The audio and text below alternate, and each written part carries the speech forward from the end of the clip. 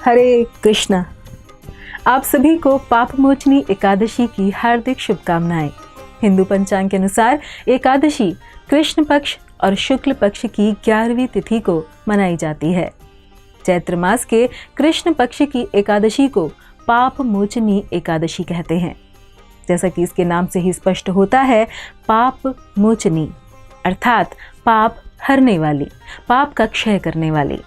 धर्मराज युधिष्ठिर भगवान श्री कृष्ण से एक बार कहते हैं कि हे जनार्दन, चैत्र मास के कृष्ण पक्ष की एकादशी का क्या नाम है तथा उसकी विधि क्या है, कृपा करके आप मुझे बताइए।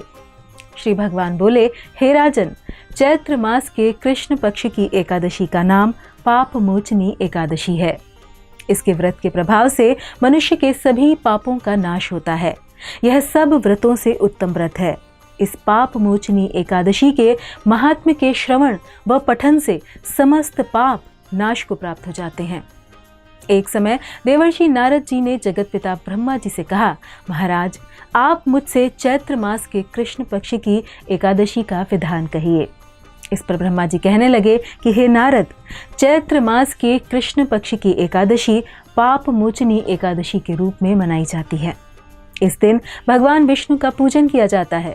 इसकी कथा के अनुसार प्राचीन समय में चैत्ररथ नामक एक रमणीक वन था।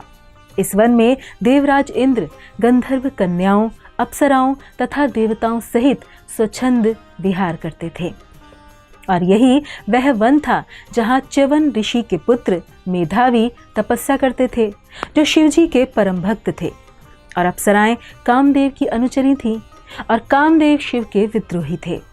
इस वजह से बदला लेने के लिए कामदेव ने एक अप्सरा को उनका ध्यान भंग करने को कहा। इस काम को करने के लिए कामदेव ने मंजू घोषा नामक अप्सरा को कहा। मंजू घोषा ने अपने नृत्य और हाव भाव से ऋषि का ध्यान भंग कर दिया और ऋषि मंजू घोषा के प्रेम में पड़ गए। धीरे धीरे दोनों जगह जगह घूमने लग गए। उन दोनों को रात दिन का भी ध्यान नहीं रहा। एक दिन मंजू घोषा ने देवलोक जाने की अनुमति मांगी। उसके द्वारा आज्ञा मांगने पर मुनि को भान आया और उन्हें आत्मज्ञान हुआ कि मुझे रसातल में पहुंचाने का एकमात्र कारण ये अप्सरा मंजू घोषा ही है। और इसलिए क्रोधित होकर उन्होंने मंजू घोषा को पिशाचिनी होने का श्राप दे दिया। श्राप सुनकर मंजू घोषा ने कांपते हुए ऋषि से मुक्ति का उपाय पूछा। तब मुनि ने पाप मोचनी एकादशी का व्रत रखने को कहा। मेधावी ऋषि जब वापस आश्रम पहुंचे तो उन्होंने अपने पिता को सारी बात बताई। च्यवन ऋषि ने कहा कि तुमने मंजू घोषा को श्राप देकर खुद को भी पाप का भागी बना लिया है, और अगर तुम्हें अपने पाप खत्म करने हैं तो तुम्हें भी पाप मोचनी एकादशी का व्रत रखना होगा। तब मेधावी ऋषि ने भी पाप मोचनी एकादशी का व्रत रखा और इस तरह ऋषि के पाप नष्ट हुए। और यह व्रत रखने से ही मंजू घोषा को पिशाच योनि से मुक्ति मिली व अपने पूर्व स्वरूप को प्राप्त कर वह स्वर्ग लोक को गई। यह कथा इस बात का प्रमाण है कि इस व्रत को करने से सारे पाप नष्ट होते हैं। अतः हे नारद, जो कोई मनुष्य विधि पूर्वक इस व्रत को करेगा उसकी सारे पापों से मुक्ति होना निश्चित है, तथा जो कोई इस व्रत के महात्म्य को पढ़ता है, सुनता है, उसको सारे संकटों से मुक्ति मिल जाती है। इतना कहकर भगवान श्री कृष्ण कहते हैं कि जो भी इस व्रत को पढ़ता है या सुनता है उसे 1000 गाय दान करने का पुण्य प्राप्त होता है।